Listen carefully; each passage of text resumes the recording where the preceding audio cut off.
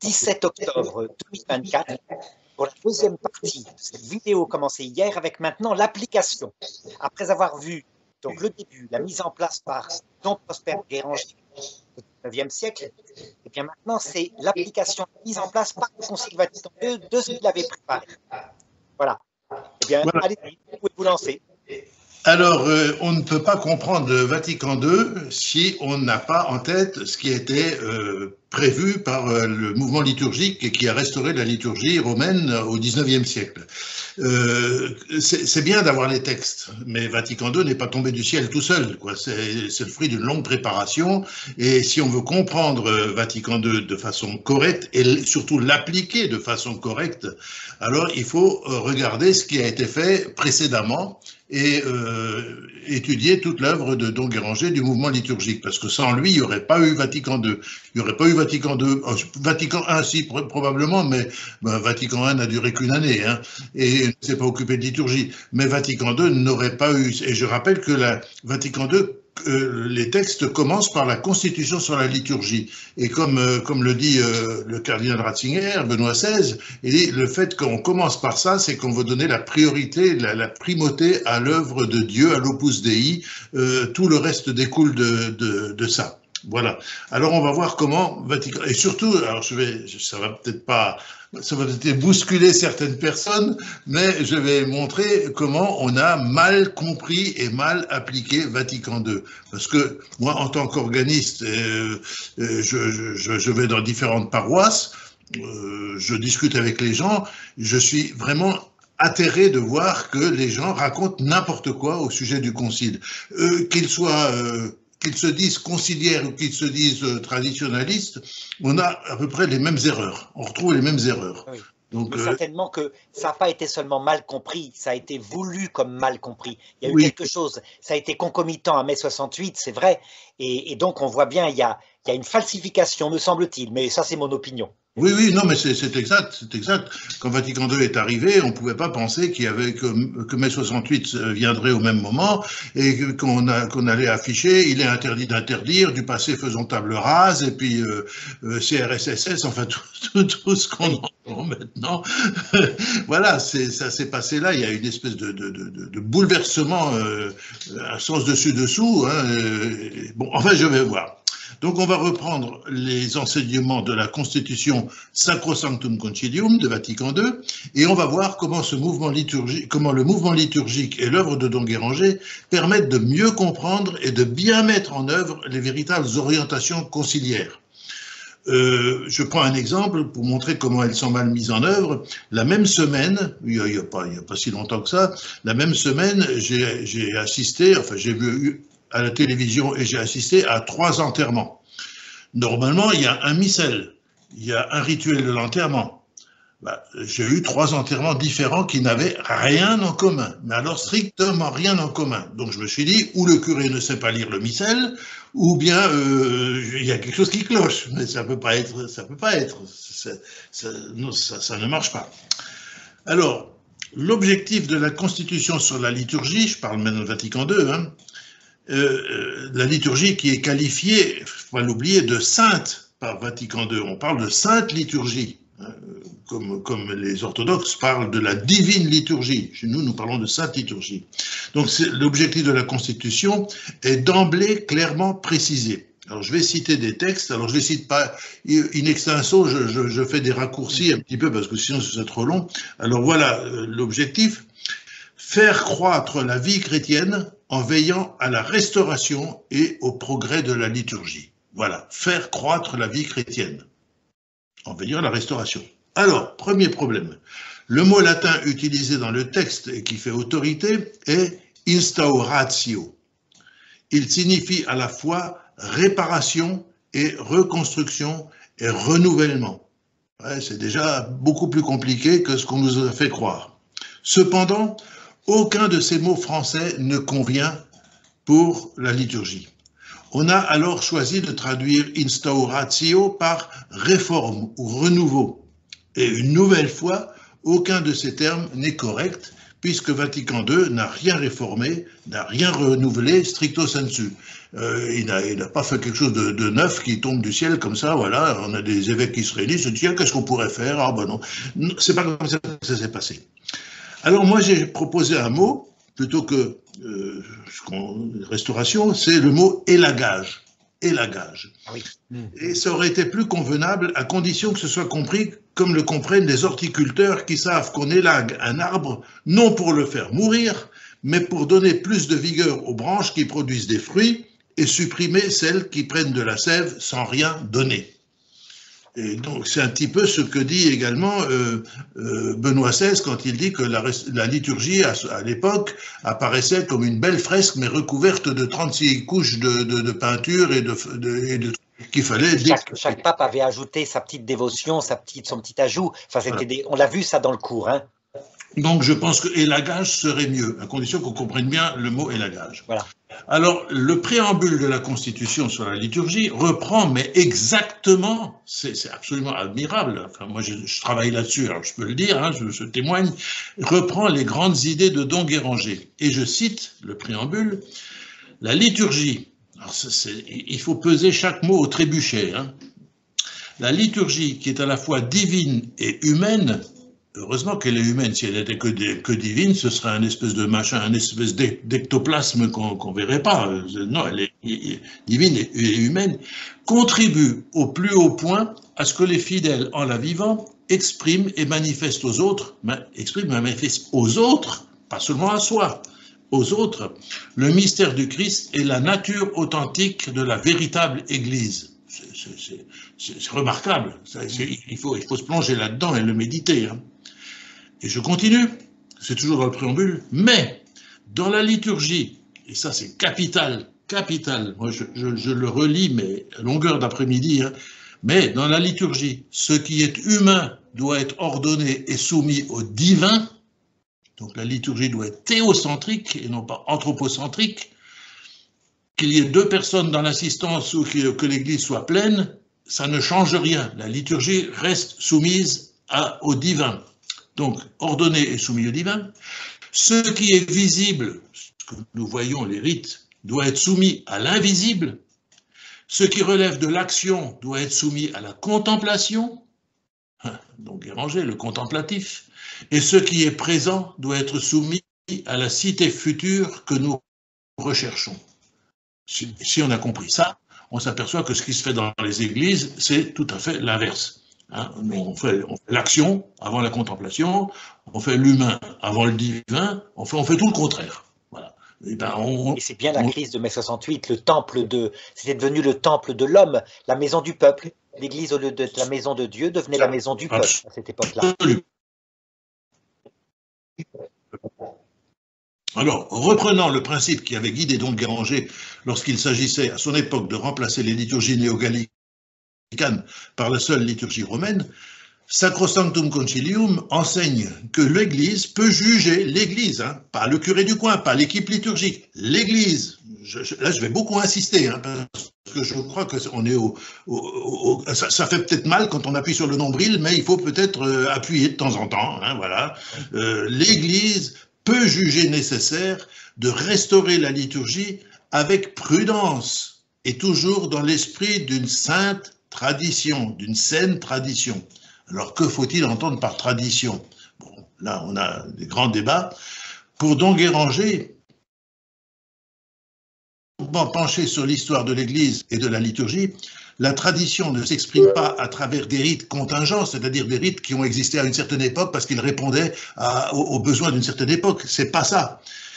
Mais, bon, c'était la force des choses à l'époque apostolique, hein, il n'y avait pas Internet, les apôtres ne s'envoyaient pas un message, un SMS en se disant comment tu célèbres la messe toi, comment tu célèbres l'Eucharistie toi, ça marchait pas comme ça. Hein, mais voilà.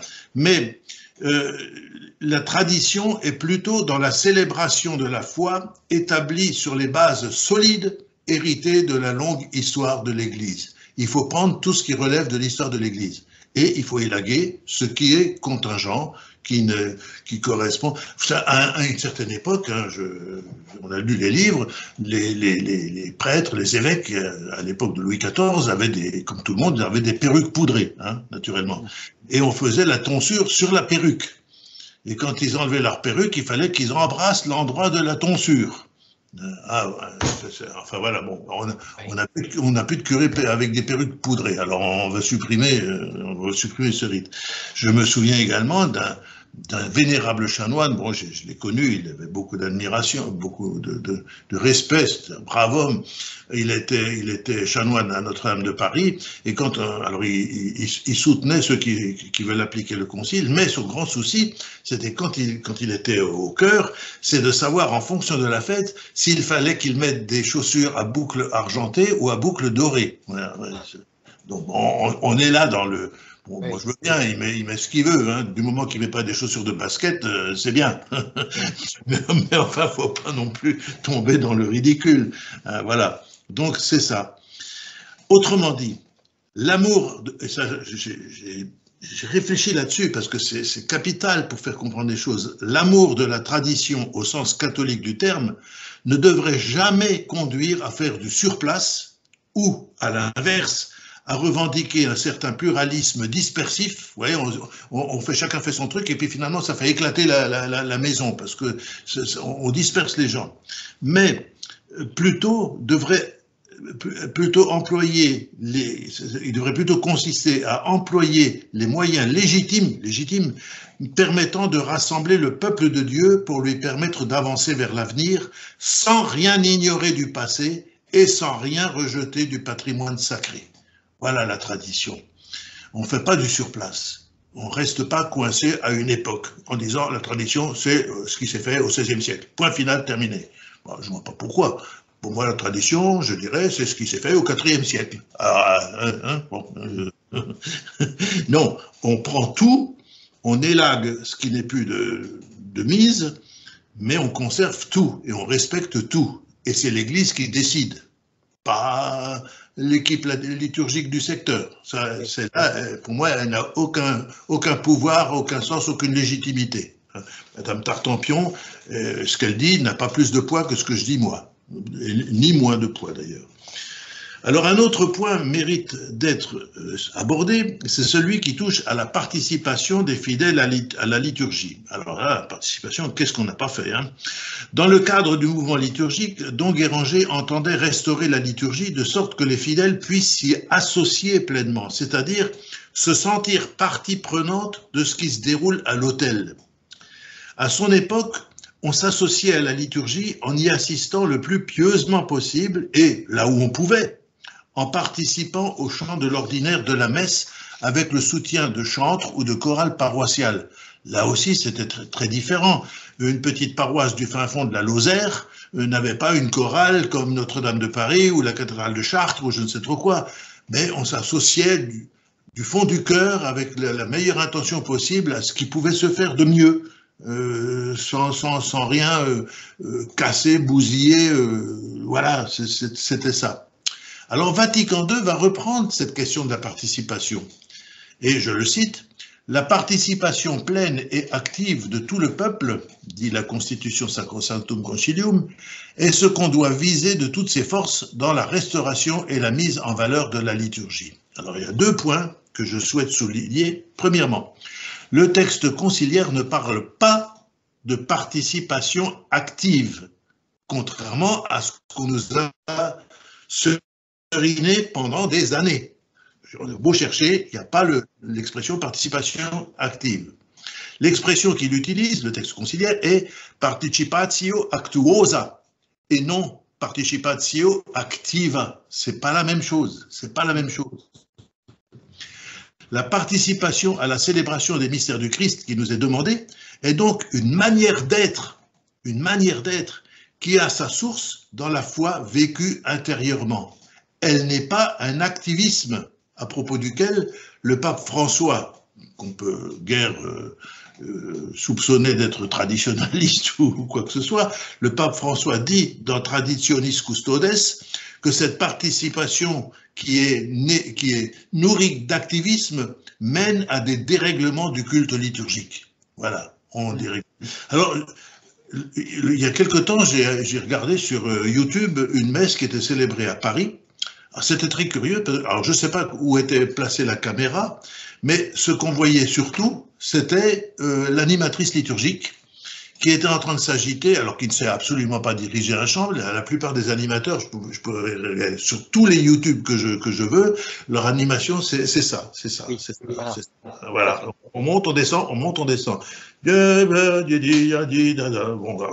Bon, si Karajan avait dirigé Beethoven comme ça, on aurait eu une cacophonie. Et je la regardais, et puis en arrière-plan, c'était au moment du chant d'entrée, en arrière-plan, il y avait le prêtre qui encensait l'autel. Mais il était en arrière-plan, ce qu'on voyait surtout, c'était l'animatrice liturgique qui faisait de la mayonnaise derrière son micro, une éolienne, enfin, qui produit grand-chose. J'aurais été là, j'aurais dit, monsieur l'abbé, arrêtez d'encenser l'autel, vous dérangez l'animatrice liturgique, c'est elle qu'on regarde. C'est côté complètement mais débile du truc, on marche sur la tête, quoi. Enfin, c'est pas possible. Alors ça, c'est le premier point. Donc, on assiste à un dérèglement du culte liturgique. Deuxièmement, le texte conciliaire insiste sur la nécessaire valorisation de la liturgie. Autrement dit, on ne peut pas demander à des fidèles qu'ils veuillent faire l'effort de participer à des liturgies qui leur apparaissent dévalorisées, mutilées, déformées. Il faut veiller à toujours leur présenter la liturgie dans toute sa magnificence et sa justesse, en écartant tout ce qui risquerait de la banaliser, de l'instrumentaliser ou de l'enlaidir de quelque façon que ce soit. Alors la banaliser, c'est quand le prêtre il fait ça, voilà, à la 6-4-2, allez hop, c'est dimanche. J'avais lu un livre, c'était un évêque c'était le dimanche, et puis il se fait réveiller par sa maman qui était au presbytère, enfin qui était là. Et dépêche-toi, secoue-toi. Ouais, mais dépêche-toi, t'as une messe à lire. Oh ouais, mais c'est dimanche. Mais je te rappelle que tu es évêque quand même. Voilà. Alors ça, c'est la banalisation de la liturgie, ou alors l'instrumentaliser, quand la liturgie commence à servir pour présenter le vicaire épiscopal qui est de passage dans le secteur paroissial, et nous sommes heureux de l'accueillir, et puis tout à l'heure, à la fin de la messe, nous nous réunirons tous pour un vin d'honneur, naturellement. Mais qu'est-ce que ça va faire avec la messe, ça? Qu'on le fasse vraiment à la fin de la messe, un petit mot en disant, bah, écoutez, on vous donne rendez-vous à la salle paroissiale pour discuter avec le vicaire épiscopal, je veux bien, mais quand toute la messe est construite autour de la personne de l'évêque ou du vicaire épiscopal ou de l'abbé Tartampion qui prend sa retraite, ça ne m'intéresse pas, c'est pas intéressant, non. Vous voyez, la liturgie à ce moment-là n'est plus tournée vers Dieu, elle est tournée vers un personnage, vers une personne.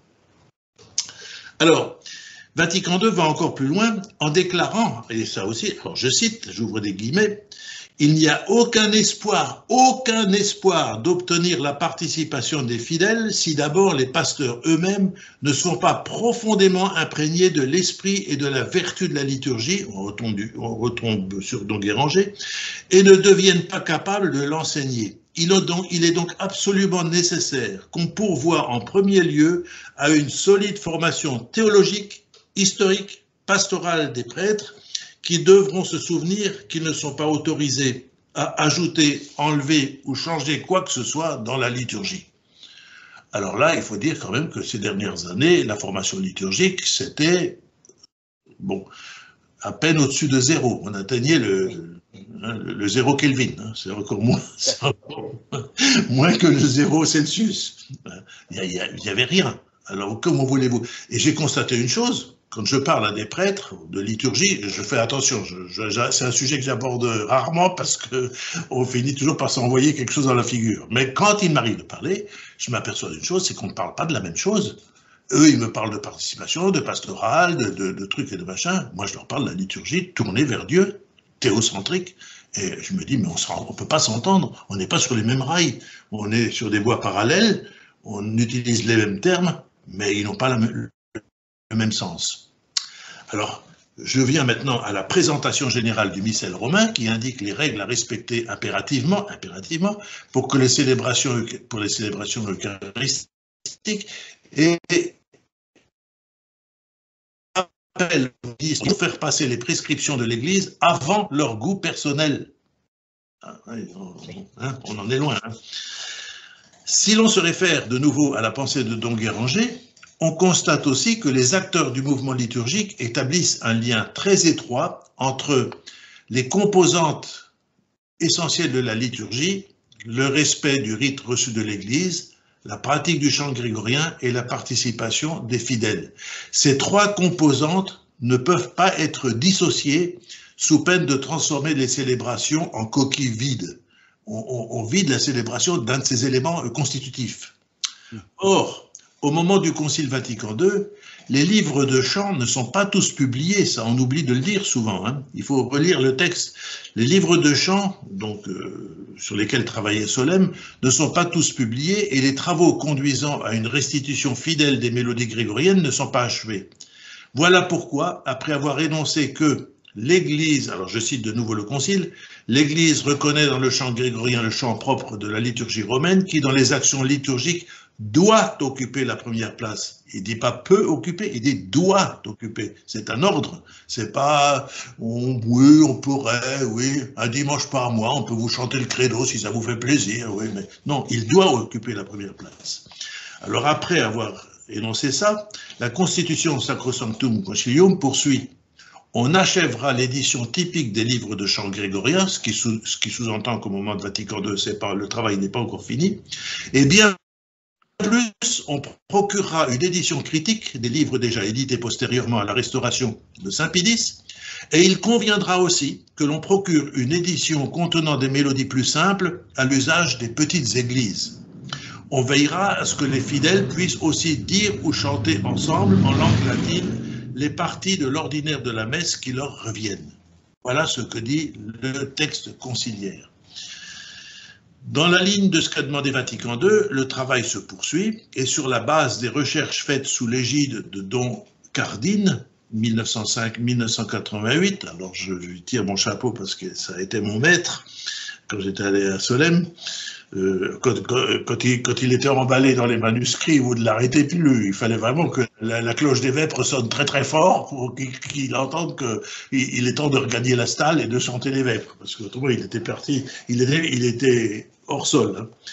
Donc, on redécouvre, grâce à Don Cardine, on redécouvre le rythme grégorien, c'est-à-dire la façon de chanter en respectant les cellules musicales qui structurent les différentes pièces. Et on aboutit, en 1979, à la publication du graduel triplex. C'est un ouvrage qui reprend le graduel romain de 74, mais en donnant de part et d'autre de la notation carrée qui permet de déchiffrer les différentes pièces.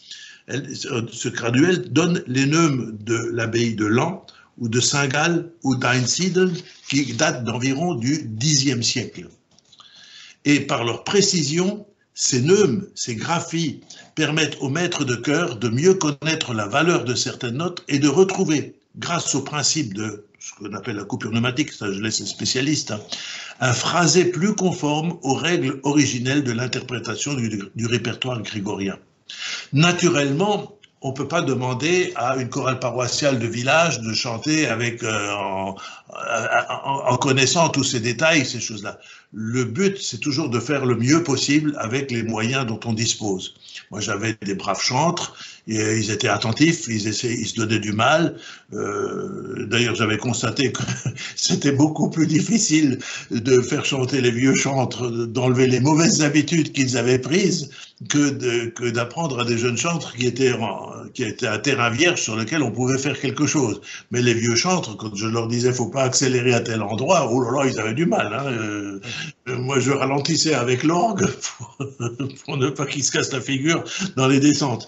Bon, mais c'est ça. Mais on fait le mieux possible et donc Cardine fait des découvertes incroyables qui permettent de comprendre la subtilité de l'interprétation du chant grégorien. Alors, il y a aussi une chose qu'il faut dire aux maîtres de chœur, ce fameux graduel triplex qui donne les différentes écritures de Saint-Gall, Einsiedeln, Laon et tout ça, n'est pas à mettre entre les mains des chantres. Parce que si vous voulez avoir de la zizanie dans votre chorale, c'est le meilleur truc. Parce que vous êtes en train de faire une répétition, puis vous aurez toujours un chant qui vous dit « Oui, mais moi, je pense qu'il faudrait faire. Oui, mais moi, je crois qu'il faudrait faire. » Non, c'est le maître de chœur qui décide, qui étudie et qui fait passer le message et qui essaie d'obtenir ce qu'il veut obtenir de ses chantres, avec les chantres qu'il a. J'étais dans une petite chorale, un village de 400 habitants, j'avais une vingtaine de chantres, il était plein de bonne volonté et on obtenait des choses tout à fait acceptables. Alors en respectant sa juste interprétation, le chant grégorien apparaît très clairement comme le chant constitutif du rite. Il n'est pas une musique qu'on interprète au cours des célébrations pour faire joli ou pour satisfaire les goûts musicaux de ces qui signifie qu'il doit être le premier choix pour les chants devant être exécutés dans nos actions liturgiques. En effet, comme l'avait parfaitement saisi Don Guéranger, la liturgie romaine, qui est conçue pour être intégralement chantée, et le chant grégorien sont si étroitement liés que lorsqu'on dissocie l'une de l'autre, on aboutit inévitablement à des célébrations atrophiées, incomplètes ou appauvries. La restauration de la liturgie qui avait commencé avec la restauration de l'ordre bénédictin à Solesmes se poursuit donc avec Vatican II, qui demande de corriger les livres de chant dont on dispose, afin qu'ils correspondent aux spécificités du rite romain dégagé des badigeons, les fameux badigeons dont parle Benoît XVI, qu'il avait surchargés au cours des siècles, et pour qu'ils puissent ainsi s'accorder aux étapes permettant d'avancer dans l'année liturgique. Les bénédictins de Solesmes sont donc chargés de la publication d'une nouvelle version du Graduale Romanum. Elle paraît en 1974 et reprend en grande partie les chants proposés dans l'édition précédente. Donc on reprend ce qui existe, mais on corrige. Et voilà, on en arrive au grand problème. Cependant, le XXe siècle voit apparaître un certain nombre de difficultés. Pendant que la restauration de la liturgie romaine se poursuit, dans le monde entier, on abandonne la pratique du chant grégorien. Conscient du problème, le pape Saint Paul VI se sent poussé à publier en 1974 un fascicule contenant des pièces grégoriennes faciles et familières. Il demande qu'au moins, celles-ci soient enseignées aux fidèles et conservées. Et il envoie ce fascicule à tous les évêques en leur demandant de promouvoir l'étude et la pratique du chant grégorien. Malheureusement, on sait ce que deviendra ce fascicule dans les palais épiscopaux. Si vous voulez les trouver, il faut chercher dans le grenier ou bien dans une benne à ordures. Voilà, mais ils n'ont pas ce fascicule, c'est le Jubilate Deo. Il n'a pas été suivi d'effet. Ça a été complètement mis de côté. Et je me souviens que quelqu'un avait dit que le pape Paul VI remarquait que d'année en année, il y avait donc les audiences, alors je ne sais pas, c'était le jeudi ou le mercredi après-midi, je ne sais pas, à son époque, et c'était la coutume de faire chanter le Pater Noster ou le Credo ou bien le Salve Regina. Et le pape Paul VI disait, c'est curieux, d'année en année, il y a de moins en moins de gens qui chantent, qui savent le chanter. Bah, et ça se perd. Quand c'est pas pratiqué, ça se perd. Alors, il faut toutefois reconnaître que la perte d'intérêt pour le chant grégorien est associée à plusieurs phénomènes. Je vais en retenir deux. D'abord, on constate une entreprise de déconstruction de la liturgie que reconnaît et déplore saint Paul VI dès les lendemains de Vatican II. On a plusieurs textes où il dit maintenant il faut arrêter les expériences, il faut se tenir au missel. Ça n'a pas été écouté. Dans les séminaires, j'ai plusieurs témoignages, dans les séminaires à cette époque-là, on disait aux séminaristes, mais il faut apprendre à composer vous-même une prière eucharistique pour la messe du soir. Donc chaque équipe bricolait sa prière eucharistique avec ce qu'il avait entendu à la télévision la veille, enfin des ânes. C'était ça. C'était ça. Alors le culte divin est remplacé presque partout par des célébrations illégitimes et expérimentales qui sont, alors je cite, à la limite du supportable, dira Benoît XVI. Il l'écrit en toutes lettres. Benoît XVI dit, j'ai vécu moi-même cette période et j'ai vécu des célébrations qui étaient à la limite du supportable. Et je trouve que là, il est encore très gentil, parce que lui, il trouvait que c'était à la limite du supportable. Moi, j'ai moins de patience, je ne les supportais pas du tout. Alors, oui. J'ai beaucoup C'était la pire période, hein, la pire période, évidemment. Épouvantable, épouvantable. On était assis en cercle, vous vous souvenez, la communion passait dans des paniers d'osier, les calices étaient remplacés par des pots en terre cuite, des Tupperware, là, ou je sais pas trop quoi. Quelquefois le vin par du jus de banane, mais c'est vrai, hein, ça a été jusque-là. Oui. Épouvantable, les gens ne se rendent pas compte ce qu'ils ont fait. Bon, alors Benoît XVI dit c'est à la limite du supportable. Benoît XVI, s'il m'entend, je lui dirais, moi je me dis c'était insupportable. Et ensuite, on a eu l'emploi systématique des langues courantes dans la liturgie, et qui a conduit à supprimer les chœurs grégoriens et à limiter drastiquement les offices célébrés en latin, en prétextant que les fidèles ne comprennent plus cette langue morte. Tout d'un coup, il a fallu attendre le XXe siècle pour se rendre compte qu'on ne comprenait plus le latin. Alors là, c'est curieux. Alors là, nos curés ont découvert l'eau tiède. Hein. Alors là, ils ont fait la découverte du siècle. Hein. Voilà, on ne comprend plus. Alors on a supprimé. Moi, je me souviens d'une paroisse voisine, près du Rhin, là, un dimanche matin, les chantres sont arrivés, l'organiste est arrivé, et le curé avait barricadé la tribune pour qu'on ne puisse pas monter. Quand les chantres ont attendu que monsieur le curé vienne, et le curé, ah non, maintenant c'est fini, ça, vous restez en bas, et j'ai enregistré des chants sur un magnétophone. Et il a placé son magnétophone. Alors c'était les cassettes, vous savez, les anciennes cassettes encore. Oui, oui. Il a placé ça sur l'autel, et puis il a appuyé sur un bouton, puis on a entendu une voix de canard qui chantait un cantique débile. Bon, voilà, c'était la nouvelle messe. Bon. Chez moi, quand ça s'est produit, moi j'ai des chantres. Moi, quand je suis arrivé, j'avais une chorale dans ma paroisse. Ici, il y avait une quarantaine de chantres. Donc c'est là où j'habite actuellement, une quarantaine de chantres.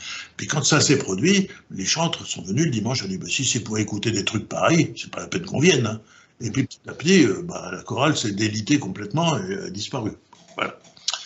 Alors pourtant, il y a un petit passage de la présentation générale du missel romain qui rappelle, allez, je le cite, qu'il n'est aucun catholique qui puisse nier que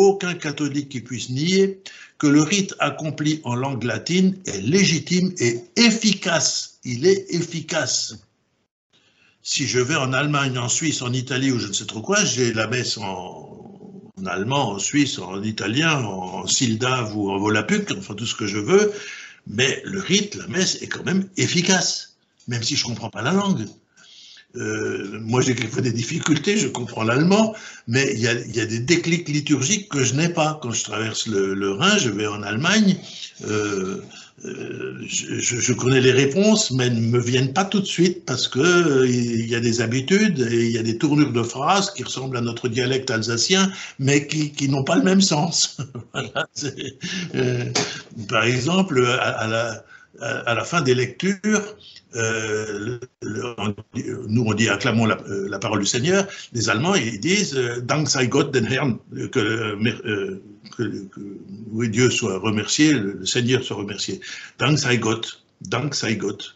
Nous en dialecte alsacien on dit Gott sei Dank, le contraire qui veut dire oh, bon Dieu de bon Dieu. Voilà ce que ça veut dire. Oui. Alors, quand j'entends ça en Allemagne, moi, j'ai toujours une hésitation en me disant qu'est-ce que je vais dire comme Henri, je me fais remarquer. Oui, c'est des choses. Et puis, si je vais en Suisse, alors en plus de ça, les Suisses, ils parlent l'allemand avec l'accent suisse. Alors, ça nous fait presque rire, nous autres. Et puis, si vous allez un peu plus au sud, alors là, vous avez la Suisse italienne, puis vous avez la Suisse romande. Et puis vous n'y comprenez plus rien. Mais on vous dit, ça, le latin, si la liturgie est célébrée en latin, c'est le rite qui est efficace. C'est pas la langue, c'est le rite. Et ça, c'est marqué en toutes lettres dans le missel romain.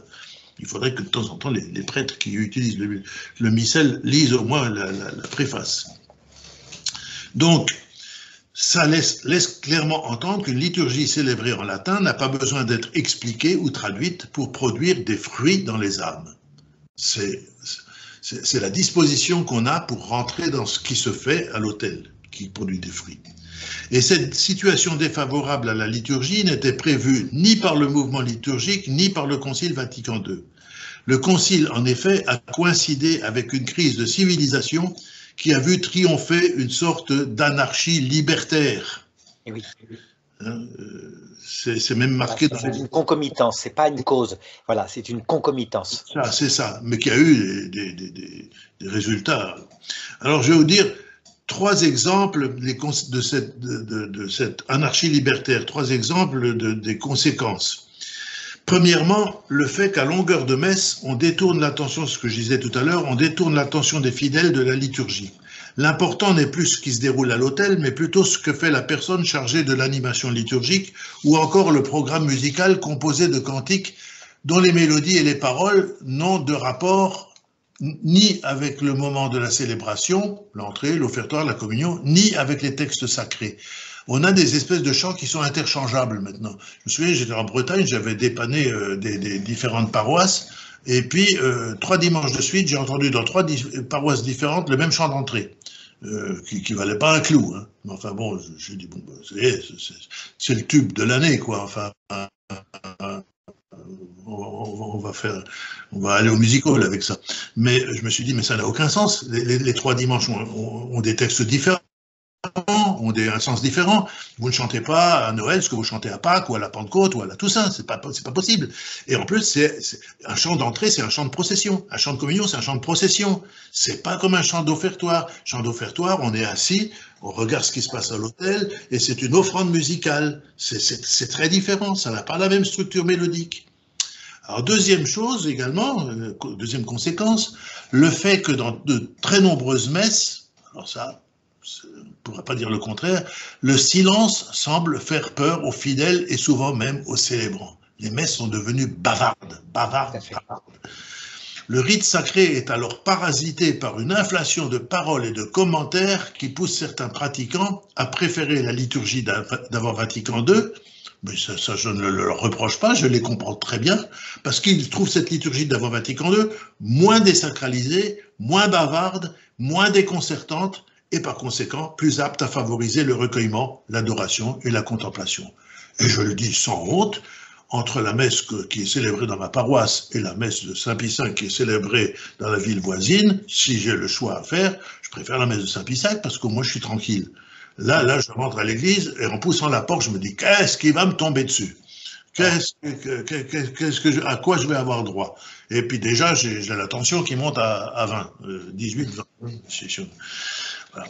Troisièmement, et c'est sûrement ce qui est le plus inquiétant, parce que ça, on en voit les conséquences, c'est que les célébrations ne transmettent plus rien. D'une messe à l'autre, en effet, tout est oublié en raison de l'infinie variété des façons éphémères de célébrer. On inocule ainsi aux fidèles une sorte d'Alzheimer liturgique qui leur fait oublier que, comme l'avait souligné Benoît XVI, la liturgie n'est pas faite d'innovation permanente, mais de stabilité et de répétition solennelle. On dit bien que Dieu, c'est le moteur immobile. Hein, c'est du Thomas d'Aquin, ça. Hein, c'est le moteur immobile. Mais la liturgie, c'est un moteur immobile. Elle est faite de répétition solennelle, mais elle ne change pas. Et le pape Ratzinger allait même jusqu'à affirmer, j'ai retrouvé son texte, que la reconstruction permanente de la liturgie, messe après messe, par des fidèles, que ce soit des clercs ou des laïcs, qui n'ont aucun mandat de l'Église pour modifier les rites et les prières, cette reconstruction permanente procède de l'idéologie marxiste selon laquelle rien ne doit être permanent. Du passé, faisons table rase. Oui, il y a un rapport. C'est marxiste, ça c'est marxiste. Faut le mettre dans la tête de nos clercs. Vous êtes des crypto-marxistes. Il y a eu un rejet pathologique d'ailleurs de tout ce qui était la tradition et enraciné en vue du progrès perpétuel. On voit bien, c'est un mouvement de civilisation. Ça s'est appliqué dans la liturgie, mais c'était toute la génération de mai 68 qui est comme ça. C'est général. Et un prêtre orthodoxe, on lui avait demandé il y a quelque temps, pas si longtemps, je n'ai plus le texte en tête, mais qu'est-ce qui manque à nos liturgies? Et le prêtre a dit, mais vous avez peur de la répétition, vous avez peur de la stabilité. Chez nous, orthodoxes, la liturgie, elle est toujours la même. Quand on rentre dans une église, on sait ce qu'on va trouver. Et on est surpris par rien, parce que ce qu'on nous donne, c'est ce que nous attendons, c'est ce que nous demandons. Voilà. On ne nous donne pas des pierres quand nous demandons du pain. C'est ça le truc. Donc rien ne doit être permanent, c'est marxiste. Et ce qui n'est plus répété à des moments précis finit par être rapidement oublié. Oubliez les mélodies de l'ordinaire qui coloraient une période spécifique de l'année liturgique, l'Avent, le Carême, le temps pascal, le temps ordinaire. Je me souviens très bien, quand pendant tout le Carême, vous aviez la messe de l'Avent et du Carême, sans le Gloria, puis que le soir de la veillée pascale, après les lectures, tout d'un coup, on entendait le moteur de l'orgue qui se mettait en route, on entendait les soufflets qui se gonflaient, et puis tout d'un coup, on entendait le Gloria pendant que les cloches sonnaient. Ça, c'était quelque chose. Ça, c'était beau.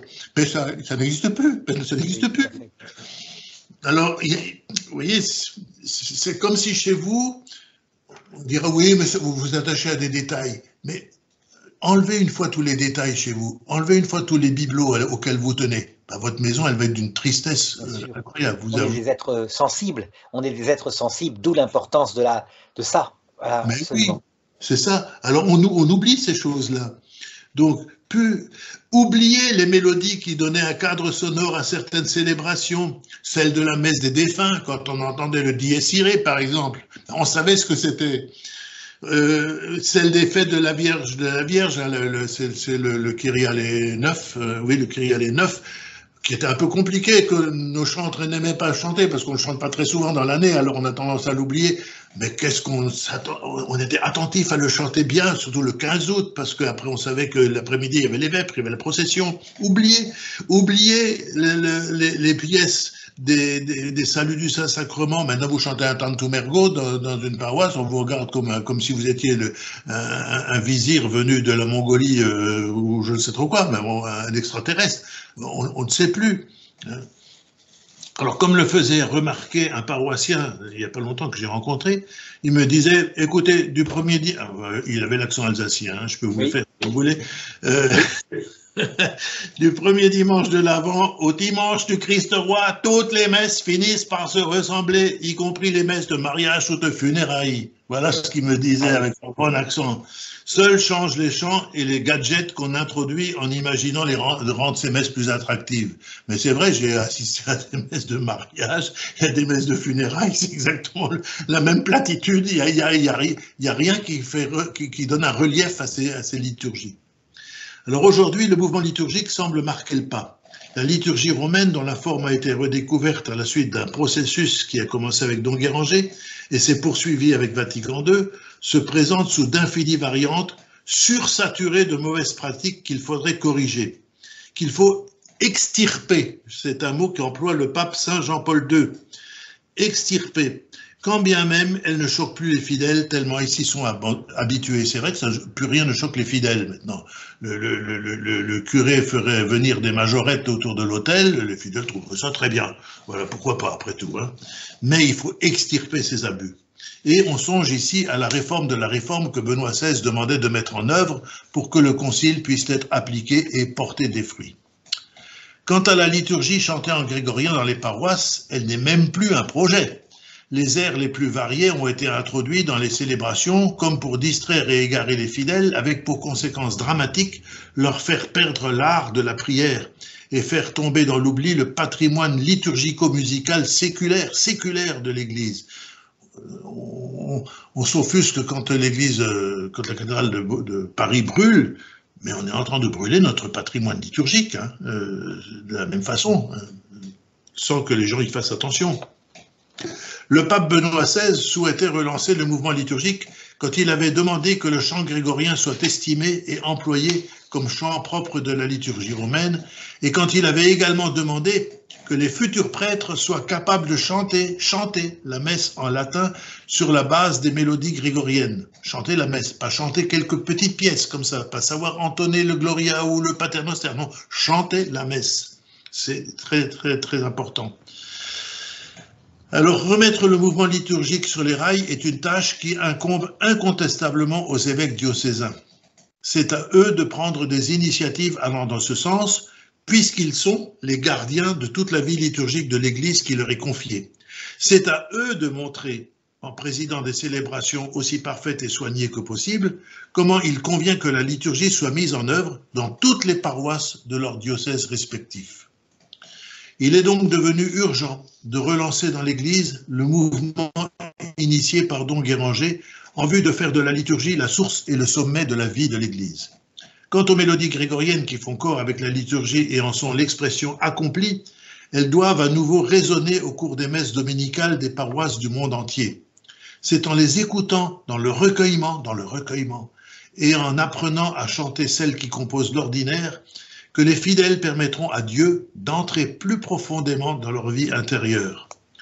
Le chant authentiquement liturgique a joué un rôle de premier ordre dans le processus de conversion de nombreux peuples au christianisme et à la civilisation, et c'est en partie grâce à lui, il faut le rappeler, que saint Augustin avait décidé de devenir chrétien.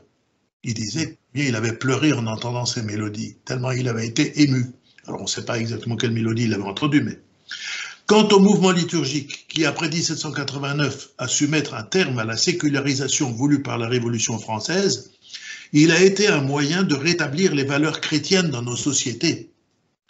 À notre époque où la sécularisation de la société ne se limite pas à l'échelle nationale, mais s'étend à des continents entiers, il faut un profond renouveau spirituel pour échapper au matérialisme et à l'hédonisme qui privent l'homme de l'essentiel.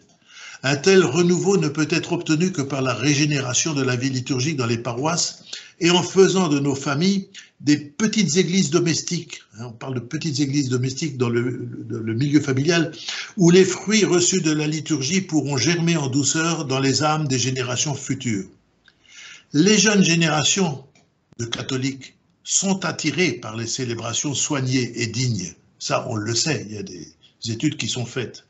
Alors évitons de les priver de ce à quoi ils ont droit et à quoi ils aspirent. Vivre l'année liturgique au rythme des rites sacrés associés au chant grégorien nous aide à mieux saisir l'expression des vérités de notre foi, en sorte que la clarté des mystères chrétiens devienne progressivement si vive que les esprits et les cœurs puissent en être inondés. Si donc nous voulons être et demeurer catholiques, si nous le voulons, nous devons renoncer à ce qui vient de nous et adopter tout ce qui vient de l'Église. Renoncer ce qui vient de nous, adopter ce qui vient de l'Église. Tel aura été le mot d'ordre de Don Guéranger. Adopter en confiance tout ce qui nous est donné par l'Église. C'est à cette seule condition que nous pouvons goûter la joie intérieure communiquée par la liturgie quand, comme le voulaient les artisans du mouvement liturgique, elle apparaît véritablement comme une préfiguration attirante de la liturgie célébrée de toute éternité dans la Jérusalem céleste. C'est comme ça. Et je le reconnais à chaque fois quand je vais à Solesmes, où bon, il y a des touristes qui viennent, hein. Solesmes, ça fait partie du... On va voir les châteaux de la Loire et on passe à Solesmes, c'est sur le truc. Mais quand les touristes sont là, ils sont saisis par le silence, par la qualité de la liturgie, et il y a des gens qui ne croient en rien, qui viennent là par curiosité, qui ne savent rien. L'autre jour, quand j'étais à Solesmes, il y a une dame qui téléphonait au moine qui était à la porterie, qui disait « Est-ce que vous chantez en latin aussi à Noël ?» À peu près le niveau, hein. Bon, très bien. Le moine m'a dit « Si vous saviez ce qu'on entend au téléphone, vous tomberiez de votre chaise. » Bon, mais quand on est à l'église, les gens sont saisis, et c'est ce qui nous manque, c'est on n'est plus happé, on ne s'élève plus, on reste au ras des pâquerettes. C'est ça le problème, le grand problème. Mais les gens demandent. Il y a un déficit de spiritualité, un déficit de tout ce qui peut attirer l'homme vers ce qui est plus grand, plus haut, plus beau que lui. Et ça, on devrait pouvoir le trouver dans toutes les églises, dans toutes les messes. Voilà. Il y a une question qui m'a été posée à propos de l'élagage.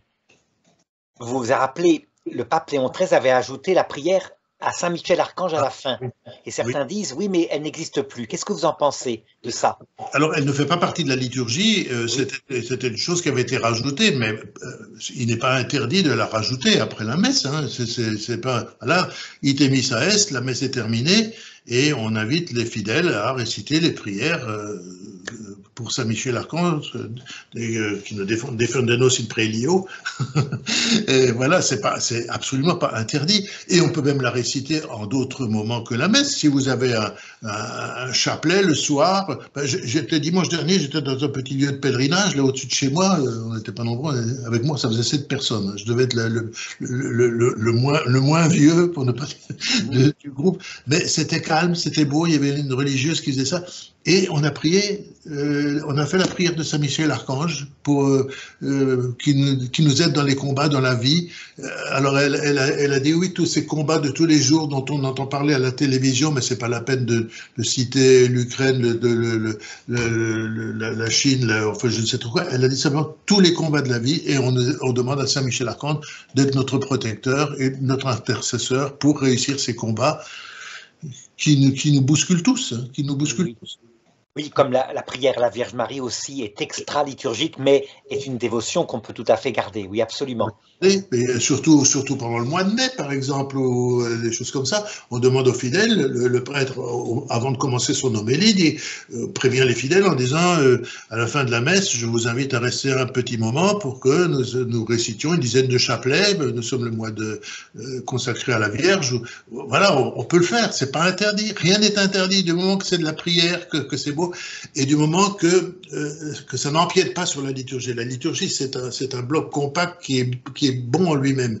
Après, vous pouvez faire des choses à côté, rien n'est interdit, il ne faut pas que ça se confonde. Il y a d'ailleurs un texte, alors un document qui parle des dévotions privées et dans la liturgie. Et il dit il faut que les dévotions privées soient alimentées par la liturgie, mais il ne faut pas qu'elles interfèrent sur la liturgie. Il y avait tout un texte qui a été donné par la congrégation pour le culte divin. Ça aussi, ce serait à étudier de près. Mais on peut très bien faire toutes ces prières-là, c'est pas du tout interdit, hein, surtout actuellement, on en a bien besoin. Hein, c'est très nécessaire.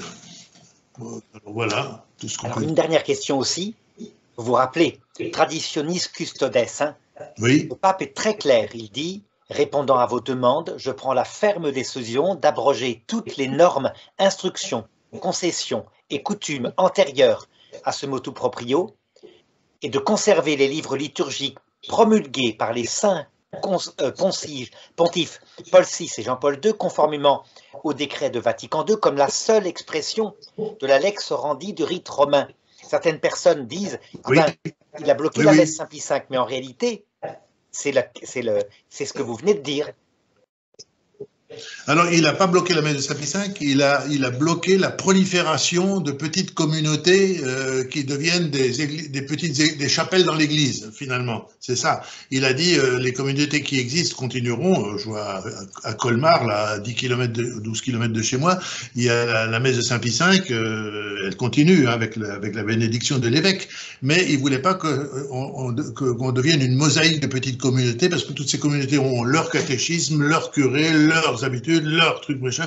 C'est plus du tout l'unité liturgique. On en revient à l'éclatement de la liturgie telle qu'elle existait au XVIIe, XVIIIe siècle. Ça, c'est une chose. Mais ce qu'on oublie de dire dans Traditionis Custodes, c'est la deuxième partie où le pape dit qu'il faut respecter les livres promulgués par Vatican II. Ça, nos braves évêques oublient souvent de le nommer. Et on aimerait bien, moi je leur demande qu'ils respectent ces livres.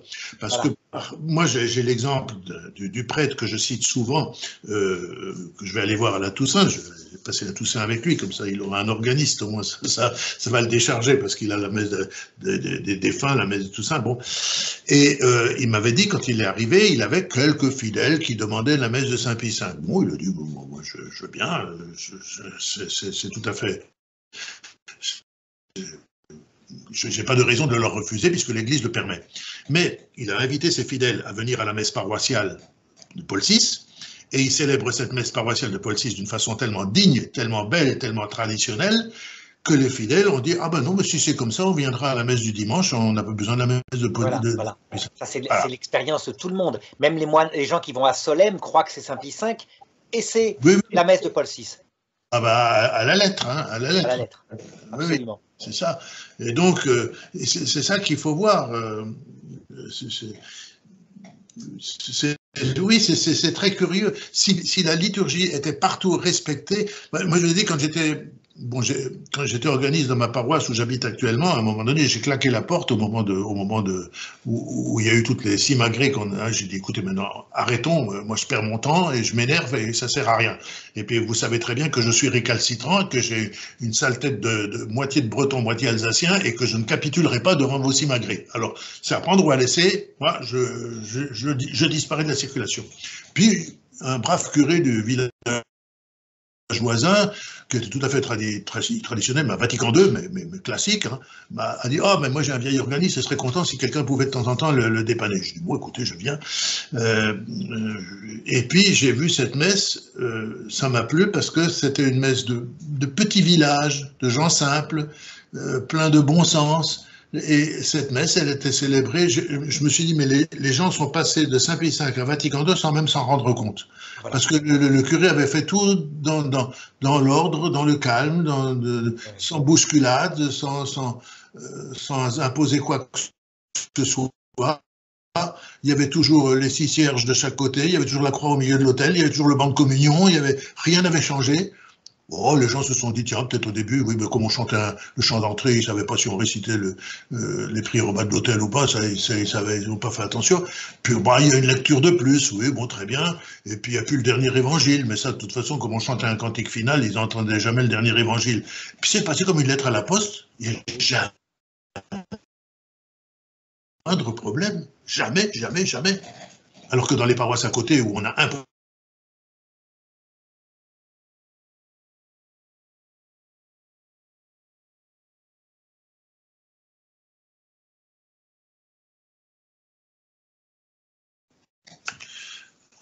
on peut.